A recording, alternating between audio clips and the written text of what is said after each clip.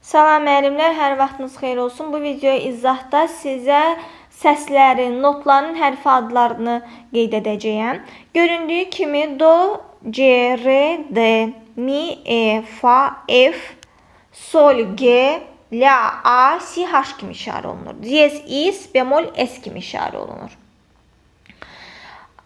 Yəni məsələn, biz əgər deyiriksə ki, do diyez, deyəcəyik ki, cis. Yəni, belə işarə eləyəcəyik, cis. Ya deyəcəksə, re bemol, des kimi işarə eləyəcəyik. Des. Amma bizim burada iki istisnamız var. Biri mi'dədir, biri si'dədir. Mi bemol və si bemoldə istisnalarımız var ki, nədir bu? Mi bemol, mi özü e olduğuna görə biz demirik e, s. Bemol e ilə işarə olduğuna görə biz demirik ki e, s.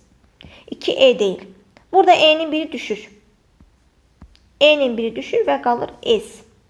Mi bemol s deyirik. Yoldaşlar. Bir də gəlirik bir istisnamız var. Si'yə, si h kimi işarə olunur. Amma si bemol b kimi işarə olunur. Avtomatik b kimi işarə olunur. Yəni bizim h, s kimi, yəni si bemol belə görünüşlü bir hərfi adımız yoxdur. Biz bunu belə yazmırıq. Si bemol avtomatik b kimi işarə olunur. Amma digər qalan hərflər necə var, elə də yəni buradakı kimi eyni qayda ilə necə varsa elə də istisnasız, ixtisarsız yazıb istifadə edirik.